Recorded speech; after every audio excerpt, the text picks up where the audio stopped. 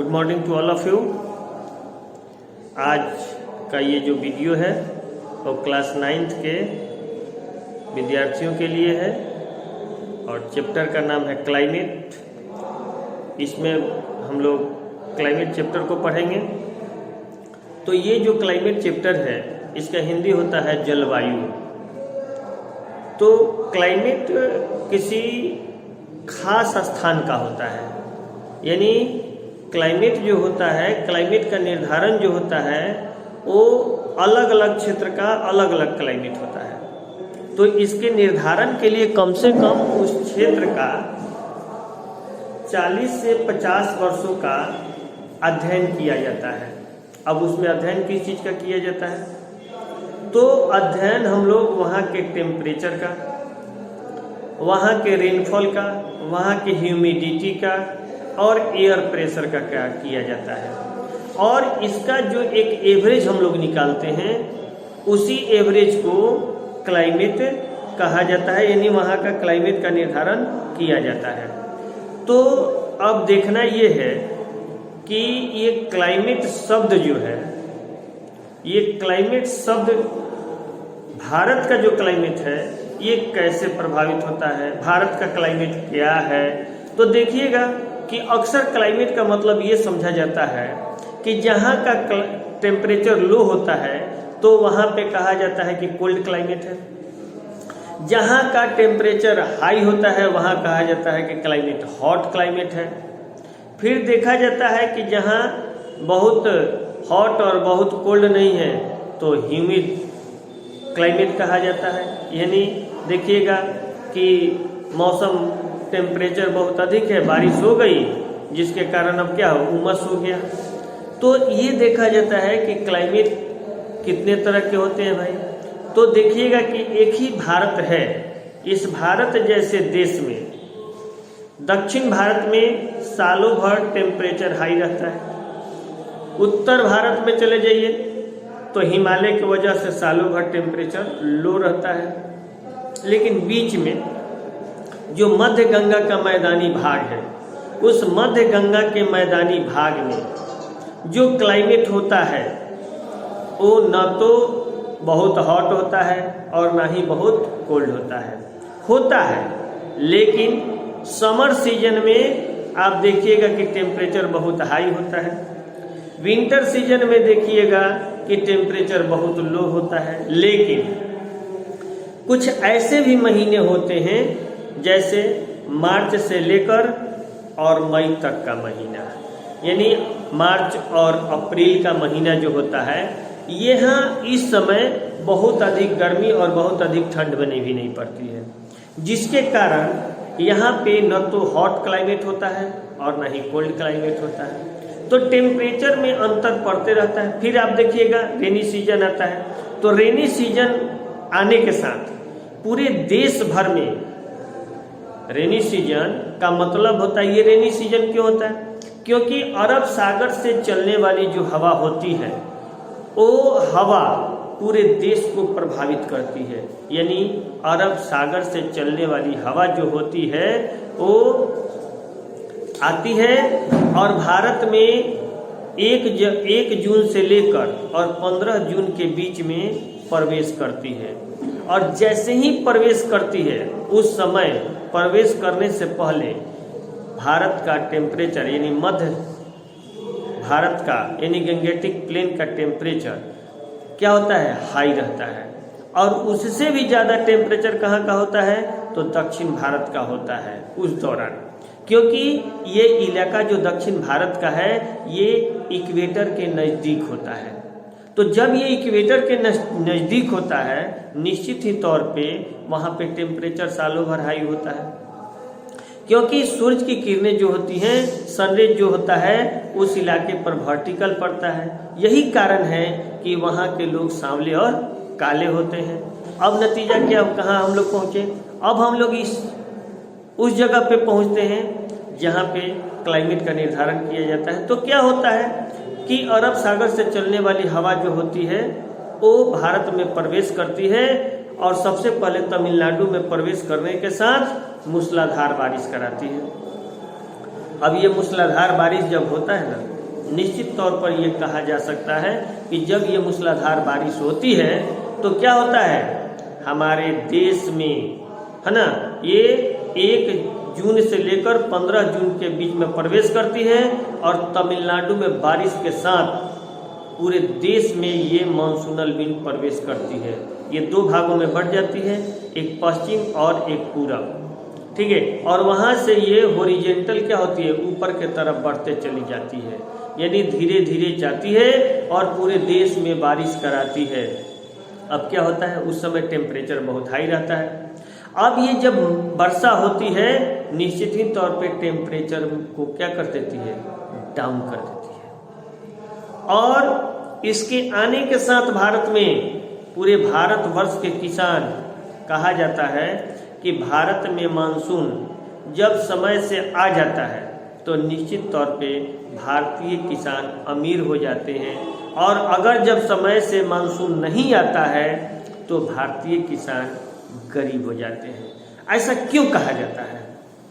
प्रश्न यहाँ ये है कि भारतीय किसान अगर मानसून आया तो ये अमीर कहे जाते हैं, कि अमीर हो जाते हैं, धनी हो जाते हैं, लेकिन मानसून, इंडियन जो मानसून है वो समय से जब नहीं आता है तो कहा जाता है कि इंडियन जो फार्मर होते हैं वो गरीब हो जाते हैं, क्योंकि अब इनके एग्रीकल्चर कार्य में इरिगेशन की व्यवस्था करनी पड़ेगी।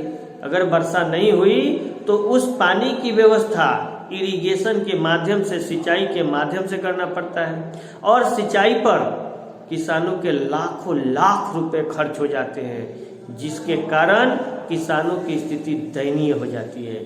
और ये लाखों लाख रुपया मानसून के आने से बच जाता है, और खेतों का, जिसको हम लोग कहते हैं कि उसका जो नमी होता है वह नमी भी बरकरार हो जाती है, और फसल की बुआई भी अच्छी होती है, जिसके कारण किसानों का लाखों लाख रुपया बचत हो जाता है। दूसरा नंबर चीज, ये बचत ही नहीं होता है, उस मिट्टी की उर्वरक क्षमता भी काफ़ी हद तक बढ़ जाती है, फर्टिलिटी उसकी बढ़ जाती है। हम कितना भी इरिगेशन के माध्यम से पानी को देते हैं उसमें, लेकिन उतना फायदेमंद नहीं होता है जितना कि एक रेनफॉल होता है। अब क्या होता है, ये रेनफॉल, ये क्लाइमेट, ये मानसूनल विंड जो प्रवेश करता है, तो अब हम लोग कहते हैं कि दक्षिण भारत का क्लाइमेट जो है हॉट है, उत्तर भारत का क्लाइमेट कोल्ड है, और मध्य जो आप देखिएगा मिडिल गंगा जिसको कहते हैं, गंगेटिक प्लेन जिसको कहते हैं, उसका जो क्लाइमेट है वो न तो हॉट होता है और ना ही कोल्ड होता है। तो अब क्या होता है कि लेकिन ऑल ओवर देखा जाता है पूरे देश भर में, कि पूरे देश भर में सबसे ज्यादा प्रभावित यही कौन, मानसूनल विंड कराती है। ये नहीं देखती है कि कहाँ गर्मी गिर रहा है, कहाँ ठंडा गिर रहा है, कहाँ बरसात हो रही है या कहाँ बरसात नहीं हो रही थी। ये जब प्रवेश करती है तो निश्चित तौर पे चारों तरफ चौतरफा जिसको कहते हैं पूरे देश में वर्षा कराती है। अब क्या करा, इसके करने से क्या होता है कि बहुत गर्मी टेम्परेचर को यह कंट्रोल करती है, यानी उसको प्रभावित कर देती है। अब वो क्या होता है, टेम्परेचर को भी प्रभावित कर दी, थोड़ा सा ठंड का सहानुभूति भी होने लगता है लोगों को, तो इसलिए ये पूरे देश को प्रभावित करती है।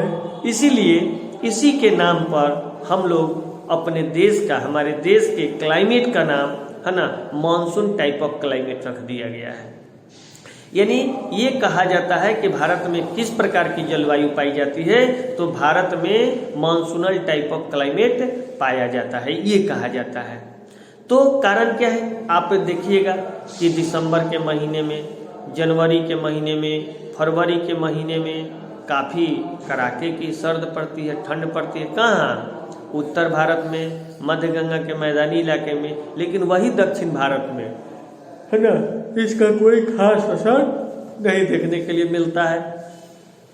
वहाँ पर लोग जनवरी में भी, फरवरी में भी, दिसंबर में भी एक हल्का सा शॉट लेकर के और अपना घूमते रहते हैं। कारण क्या है, कारण ये है कि वहाँ पे सूरज की किरणें क्या होती हैं, वर्टिकल पड़ती हैं। तो जब सूरज की किरणें वर्टिकल पड़ती हैं तो निश्चित ही तौर पे वहाँ टेम्परेचर हाई होगा। तो हम लोग ये देखें कि अब रहा कि ये कहाँ का क्लाइमेट किस तरह का है, तो किसी भी स्थान के क्लाइमेट का निर्धारण करने के लिए, उसको समझने के लिए उस क्षेत्र के टेम्परेचर, वो कोई छोटा क्षेत्र नहीं होगा, एक बड़ा सा क्षेत्र होगा, और उस क्षेत्र के टेम्परेचर का, ह्यूमिडिटी का, रेनफॉल का, इस सब का हम लोग पूरे एक नहीं करीब करीब 30 से 40 वर्षों तक इसका सभी चीज़ों का, इन सभी चीज़ों का अध्ययन करते हैं। और अध्ययन करने के बाद में प्रत्येक दिन का वायुमंडलीय स्थिति का हम लोग आकलन निकालते हैं, आंकड़ा तैयार करते हैं, और उन आंकड़ों का एवरेज जो निकालते हैं वही हम लोग देखते हैं कि वही क्लाइमेट कहलाता है। उसी के आधार पे वहाँ के क्लाइमेट का निर्धारण किया जाता है और एक लंबे समय तक अध्ययन किया जाता है। ये आप सोचिए क्या है कि 2, 4, 5 वर्षों तक अध्ययन करके हम किसी क्षेत्र के क्लाइमेट का निर्धारण कर दें, ये ऐसा संभव नहीं होता है। अब रही बात कि क्लाइमेट को प्रभावित करने वाले कौन कौन से कारक होते हैं, तो देखिए क्लाइमेट को प्रभावित करने वाले कौन कौन से कारक होते हैं। Factor affecting the climate of India, यानी भारत के जलवायु को प्रभावित करने वाले कौन कौन से कारक।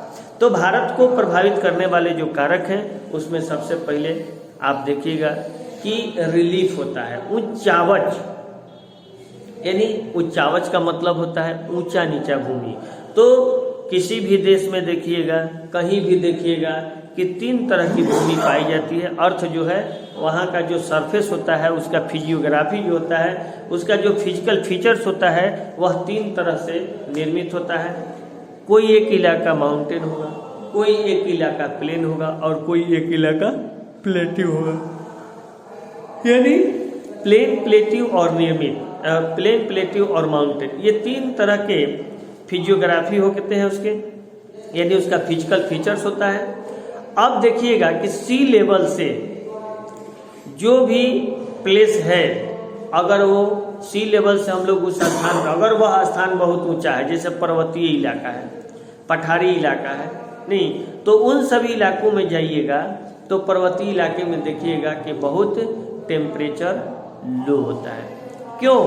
क्योंकि सी लेवल से जब हम लोग ऊपर के तरफ जाते हैं, सी लेवल से जैसे ही किसी ऊंचे स्थान पर जाते हैं तो उसका टेम्परेचर घटते जाता है और एयर प्रेशर क्या होता है, जब टेम्परेचर घटेगा तो एयर प्रेशर क्या बढ़ेगा। तो एयर प्रेशर बढ़ने के कारण वहाँ का टेम्परेचर घट जाता है। तो जितना ही आप ऊपर के तरफ जाइएगा सी लेवल से, उतना ही टेम्परेचर कम होते जाता है, और जितना ही आप अंडरग्राउंड जाते हो सी लेवल से, उतना ही टेम्परेचर बढ़ते जाता है। निश्चित तौर पे अब ये देखा जा रहा है कि अब इसमें कौन सा, तो इसका फिजियोग्राफी नहीं, लो लाइन के तरफ जितना ही जाइएगा आपका टेम्परेचर क्या होगा, बढ़ता चला जाता है ना। हाई लाइन की तरफ जाइएगा तो टेम्परेचर आपका घटता चला जाता है।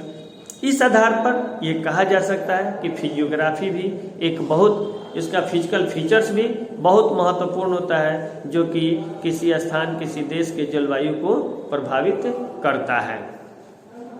निश्चित तौर पे ये प्रभावित करता है। दूसरा नंबर पॉइंट है लैटिट्यूड। लैटिट्यूड भी बहुत बड़ा चीज होता है जो कि उसको प्रभावित करता है, उसके जलवायु को प्रभावित करता है।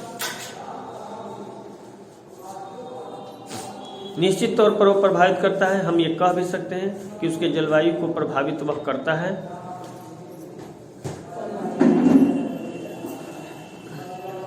आज पी के देखा जाता है।